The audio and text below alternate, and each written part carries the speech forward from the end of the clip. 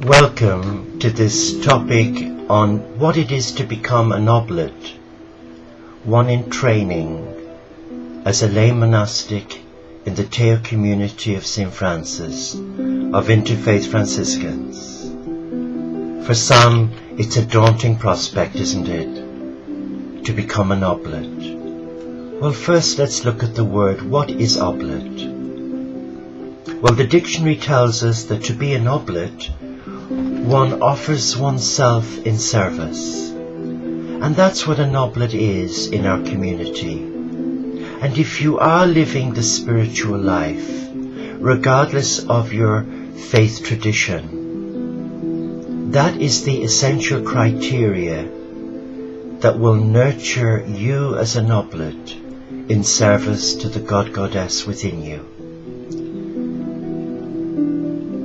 To be an oblate is to honor your faith tradition and nurture a loving relationship with your God-Goddess, known by many names. To be an oblate doesn't mean that you have to leave your family or your friends or give up your job and live a secluded life like I did back in the 60s as a Catholic nursing monk. To be an oblate is to live in your own monastery without walls and combine the role of oblate with your career. And there are benefits to being an oblate because you become part of a large spiritual community who benefit from the richness and the culture and the way of life from other faiths. We are not evangelical. We're not here to convert people to our way of thinking, but rather to honor the traditions of Francis, whom I believe was a true eco-warrior, who left footprints for us to follow, and that was to send out love and light to the whole world. He honored the divine within him, and his charisma drew nature and the animal kingdom. When you agree to become an oblate, you agree to enter a period of training at your own pace, in your own time. You agree to honor the divine within you, and you come seeking knowledge of how to perfect your love affair with God. You are not invited to become estranged from loved ones, but to continue to live, whether in the single life or in the married life. You can combine both. You can be in a loving relationship and yet be an oblate. And to be an oblate is to agree for you to honor your heart and listen to your heart and walk a simple path of remaining in the world but not of it, and learning to feed your higher self, your soul, with good food, the food given from meditation and prayer, walking the dog, sitting on the mountaintop, looking at the beautiful vista, all gifts from God to the heart of the oblate. It's about nurturing that love affair by learning to take back your power. And if you are living in a loveless relationship, or your life is dull and humdrum, you can turn it round by following your heart, by not engaging with fear. Fear comes from the mind.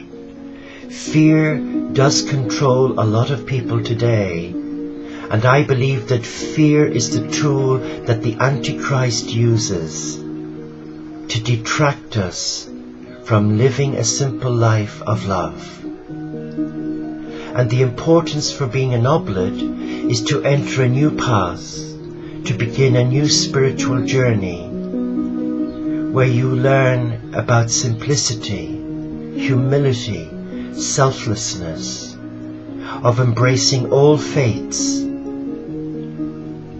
and learning in love to demonstrate compassion and not get embroiled in dogma. For many years as a Catholic Christian, I was groomed to believe that the Catholic Church was the one true and only church. I now realize that that was wrong, and I offended God. In my ignorance, I offended God. But now I see my role as one of service, to be in service to the servants of God, regardless of their color, their sexuality, their belief. I am here not to defend God. I am here not to preach God. I am here to hold the love that's within my heart for my God and demonstrate it through action, through selflessness, through forgiveness.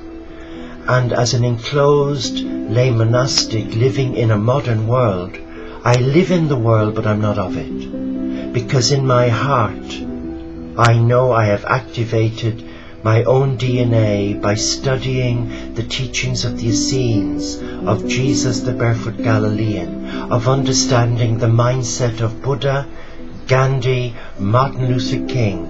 And when he said, "I have a dream," little did he realize that 40 years after his dream was announced to the world, that a black president would represent America to the world.